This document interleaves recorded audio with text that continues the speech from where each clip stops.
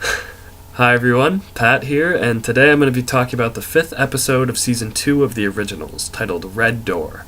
To start off, I just want to apologize. I didn't have a review for Episode 4 last week, Live and Let Die.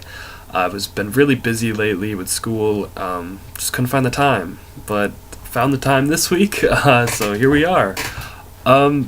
So I'm just going to talk a little bit about Episode 4, just real briefly. I thought it was a really good episode.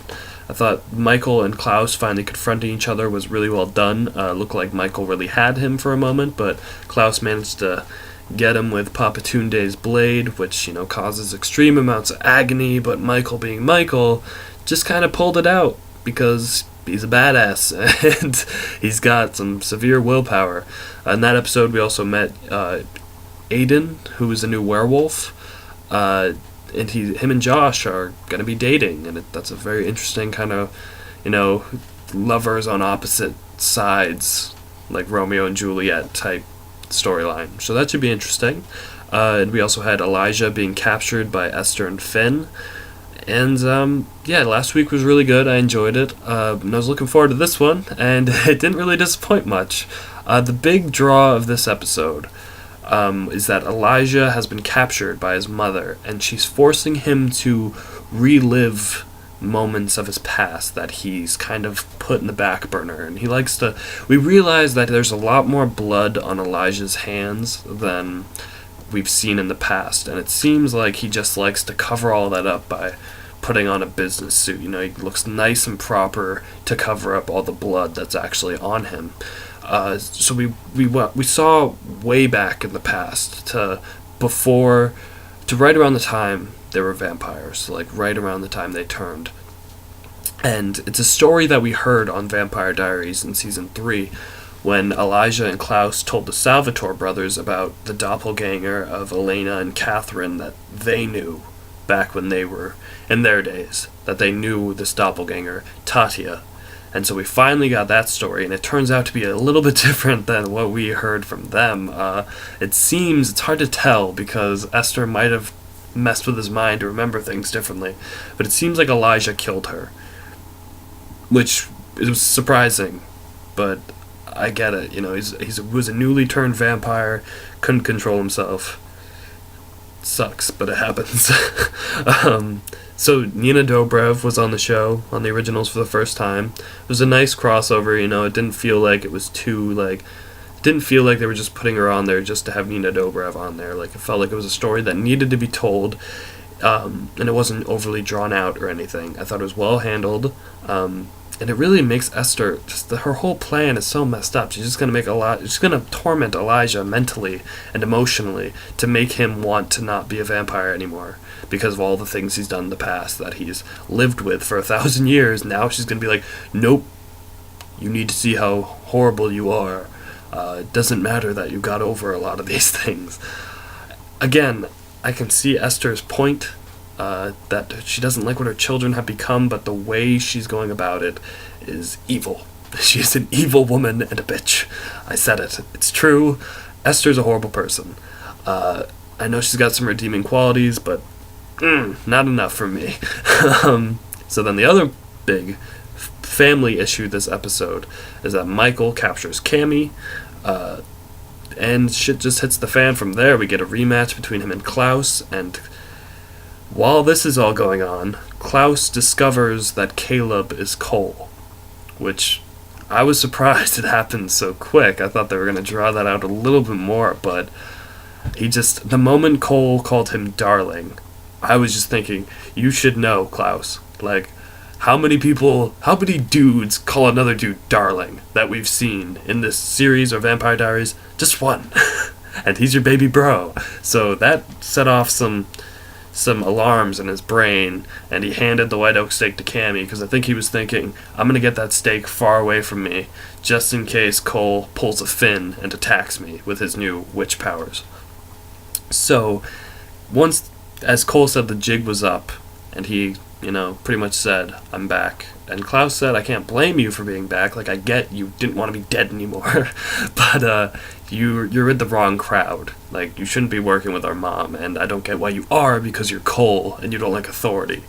So Cole not only was found out by Klaus, but later on Davina discovered that he's an original and a brother of Klaus, and she flipped the hell out. She's just tossing him around the room like, "You liar!" And she's flipping around. He's just like, "Whoa, whoa, whoa!" And he gets her to calm down long enough to pretty much say, "I don't like my family either, so I'll help you. Just don't kill me because everyone is kicking my ass lately," which is another reason I think he wants his original body back, because he has been, if you notice, every single episode Cole is in, besides maybe the premiere this season, as Caleb, he's bleeding from his nose, he's getting knocked around by Michael or by werewolves, and now Davina. It's like, this dude who used to be so powerful and killing people by the dozens is now getting tossed around by everyone. Cole doesn't like that. That's one of the main reasons I think he's going to be a vampire again, because Cole doesn't like being so weak and vulnerable. He just likes to have fun, and to have fun his way requires not being tossed around. So the two of them come up with the plan to save Klaus temporarily from Michael, who's off the leash. So they decide to temporarily block the power that the White Oak Stake has, which is, to kill an original by setting them on fire and killing them. So they prevent Michael from killing Klaus. Klaus fights Michael, and Michael manages to stab him. And it looks like Klaus is gonna die, but they're performing this spell to save him, and Michael's just kind of standing there like, burn!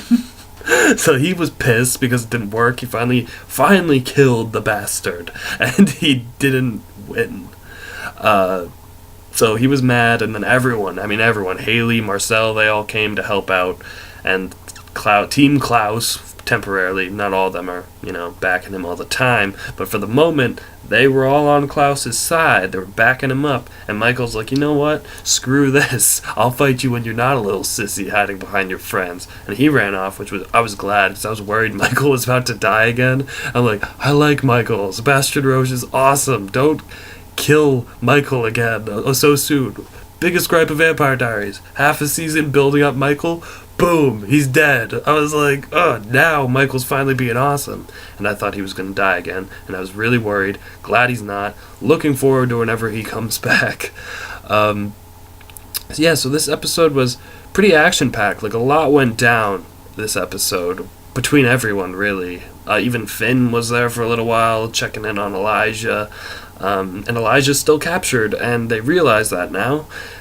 So they're all going to go try and save him, I hope, because I don't want him to get too convinced by his mom that he should give up on his current life, because that would suck. And if he gets turned into a human, there's only Rebecca and Klaus left as original vampires. Oh, and Michael as original vampires, and that's not gonna work, because then the show would just not be the originals anymore. So it was a good episode. It was really exciting. I'm looking forward next week. Not only do we have a new episode, but we also have this short little web series they're doing. They showed a preview of it called The Originals Awakening, which focuses on Cole during the early 1900s. In New Orleans, where apparently he's going to be having some dealing with the witches, which I've been looking forward to forever. I've wanted to see the relationship with the witches forever.